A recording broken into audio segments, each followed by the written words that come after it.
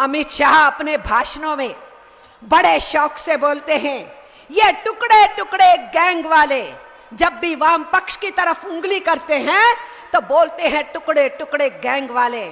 मैं पूछती हूं आरएसएस और भाजपा के लोगों से कि आपके सावरकर ने सबसे पहले 31-32 में किताब लिखी और उस किताब के अंदर हिंदुस्तान को हिंदू और मुसलमानों के दो मुल्कों में बांट देना चाहिए, ये बात लिखी। तो हिंदुस्तान को टुकड़े टुकड़े करने का साजिश किसने रचा? मिस्टर अमित शाह, मिस्टर नरेंद्र मोदी, इस देश के बंटवारे की इबारत किसने लिखी? आपके लोगों ने लिखी। ये हम नहीं बोल रहे कि ये अंग्रेजों के दलाल थे, ये इनके गुरु ने कहा हमारी अंग्रेजों से कोई लड़ाई नहीं है, हम इस आजादी के आंदोलन का हिस्सा नहीं है। ये हम नहीं बोल रहे कि देश के साथ इन्होंने गद्दारी की, इनके काम और कृत्य बोलते हैं, क्योंकि इन्होंने जिस तिरंगे के नीचे आजादी का आंदोलन लड़ा गया उसी तिरंगे को इन्होंने पैरों के नीचे कुचला।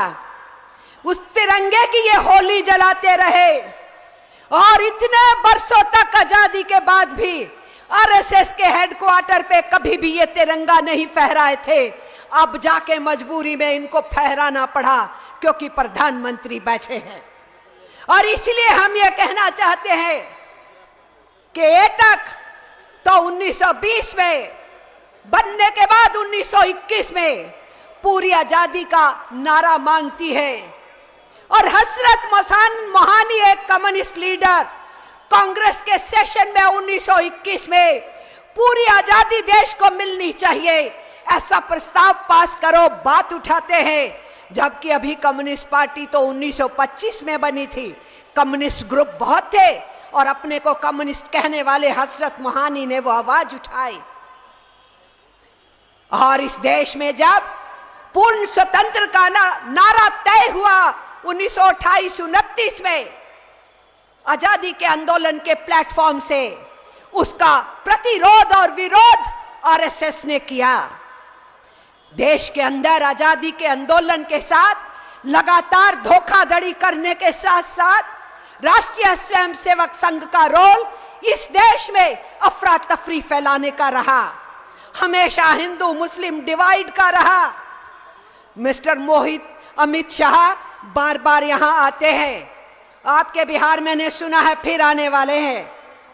जब पिछले चुनावों में वो आए थे तो बिहार की जनता ने और बिहार के पत्रकारों ने पूछा था कि आपने 15 लाख देने का वायदा किया था मिस्टर नरेंद्र मोदी ने हर परिवार को, वो कहां है? तो अमित शाह ने कहा था वो तो चुनाव का जुमला था, चुनावों में तो बहुत कुछ बोलते हैं। तो अमित शाह फिर आने वाले हैं यहां जुमले फेंकने के लिए। मैंने जो कहना चाह रही हूं वो ये साथियों, अमित शाह अपने भाषणों में बड़े शौक से बोलते हैं, ये टुकड़े टुकड़े गैंग वाले जब भी वाम पक्ष की तरफ उंगली करते हैं तो बोलते हैं टुकड़े टुकड़े गैंग वाले। मैं पूछती हूं आरएसएस और भाजपा के लोगों से कि आपके सावरकर ने सबसे पहले 31-32 में किताब लिखी और उस किताब के अंदर हिंदुस्तान को हिंदू और मुसलमानों के दो मुल्कों में बांट देना चाहिए, ये बात लिखी। तो हिंदुस्तान को टुकड़े टुकड़े करने का साजिश किसने रचा? मिस्टर अमित शाह, मिस्टर नरेंद्र मोदी, इस देश के बंटवारे की इबारत किसने लिखी? आपके लोगों ने लिखी। आज आप किताबों से महात्मा गांधी को नथुराम गोडसे ने मारा, किताब से गायब कर रहे हैं। गांधी जी की हत्या के बाद सरदार वल्लभ भाई पटेल होम मिनिस्टर ने आरएसएस पे प्रतिबंध लगाया, आप किताब से गायब कर रहे हैं। नथुराम गोडसे को जिस सावरकर ने ट्रेंड किया, मोटिवेट किया, नफरत फैलाई और गांधी जी की हत्या हुई, उन्हीं सावरकर को आप किताबों में घुसा रहे हो। आपने मौलाना आजाद, जिन्होंने इस देश के बंटवारे को स्वीकार नहीं किया, और कहे हिंदुस्तान मेरा देश है, पाकिस्तान नहीं है, यहीं रहे, यही मंत्री बने, यही अपनी जान दिए।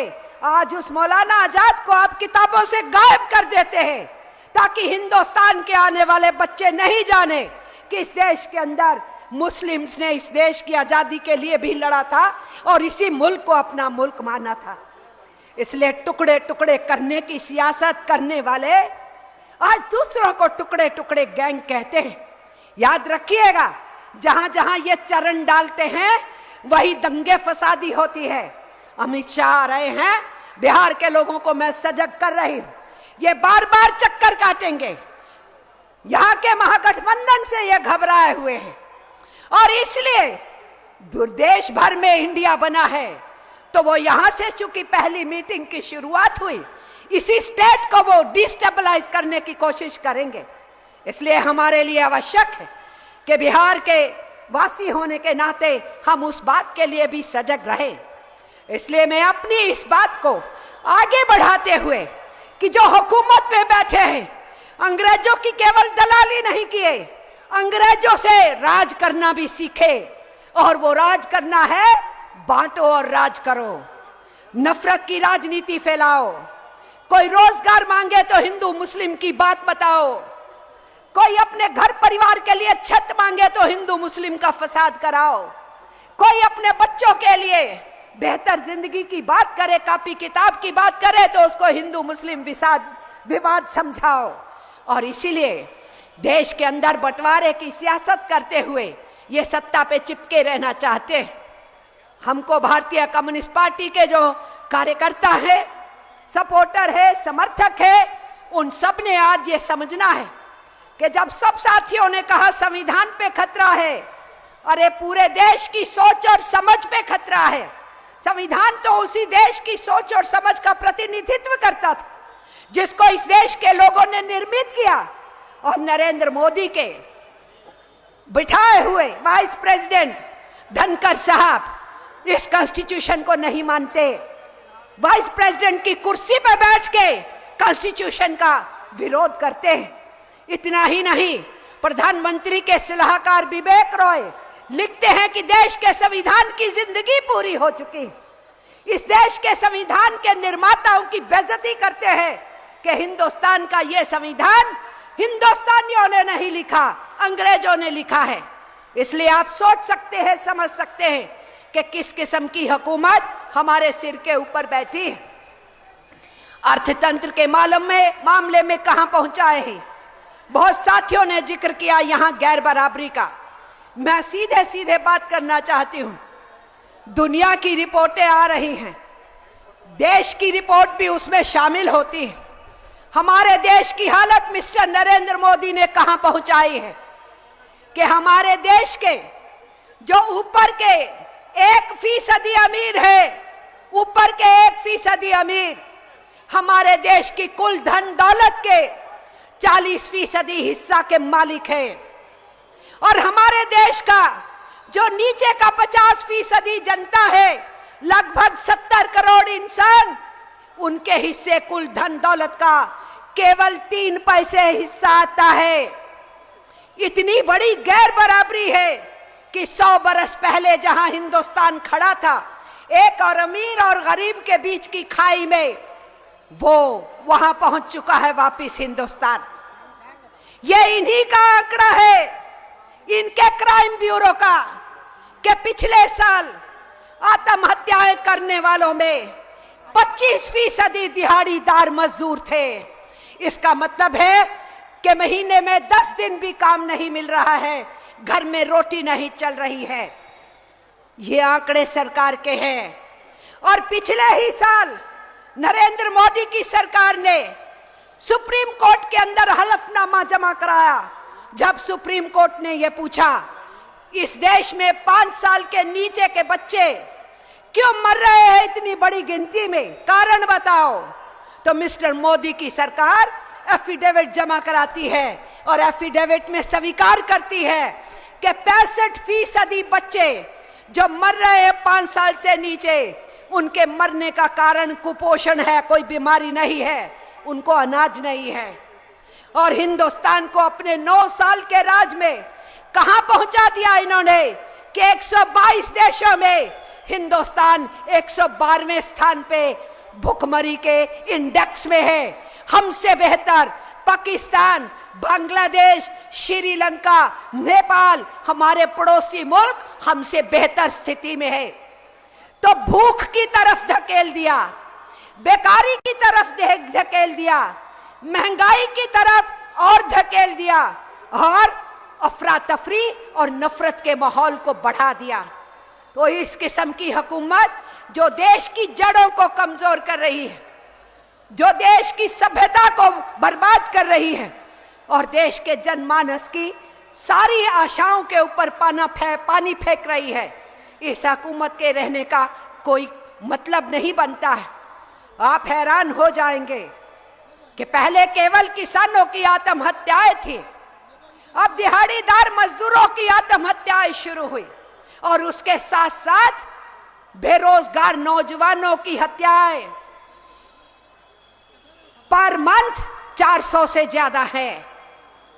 नौजवान बच्चा जो अपने माँ बाप के लिए उम्मीदें पैदा करता है, उन्होंने किसी तरीके से पढ़ाया लिखाया है, रोजगार नहीं पा रहा है, वो आत्महत्याओं के रास्ते पे जा रहा है। बोलिए इस नौजवान भारत का भविष्य क्या होगा? नौजवान भारत में बोल रही हूं क्योंकि 70% हिंदुस्तान की आबादी 35 बरस से नीचे की है। यह युवा भारत है। इस युवा भारत के अंदर जो पब्लिक सेक्टर रोजगार देता था, जिस गवर्नमेंट सेक्टर में रोजगार मिलते थे, जो पब्लिक सेक्टर के चलते हुए प्राइवेट सेक्टर के पनपने के चलते हुए रोजगार मिलते थे, उन सब के ऊपर तो मोदी की सरकार ने हमला बोल रखा है। तो नौजवान कहां जाए? इसीलिए यहां पर ठीक ही कहा मुख्यमंत्री ने और उप मुख्यमंत्री ने कि उनके पास एजेंडा नहीं है, हमारे पास एजेंडा है कि हम रोजगार दें, लेकिन वो भी काफी नहीं है। मैं ये कहना चाहती हूं बेकारों की गिनती बहुत ज्यादा है, इसलिए उसमें बहुत कुछ करने की जरूरत है। तो जो हुकूमत दिल्ली की सल्तनत के ऊपर बैठ करके हमारे सिर पे थुपी हुई है, उसी हुकूमत को नेस्तनाबूद करने का संकल्प पूरे देश भर में लिया जा रहा है। तो बिहार के साथियों ने उस परिपाटी को आगे बढ़ाते हुए पहल की है यहां पर और इस रैली का आयोजन किया है। मैं भी बहुत लंबा समय तो नहीं लेना चाहती आपके बीच में, दूसरा कार्यक्रम शुरू होना है, पर मैं आपसे कहना चाहती हूं समाज का हर हिस्सा प्रताड़ित है, पीड़ित है। उसके लिए जो भी आवाज उठाता है उसको ED, CBI, UAPA, sedition law, हर चीज दिखाई जा रही।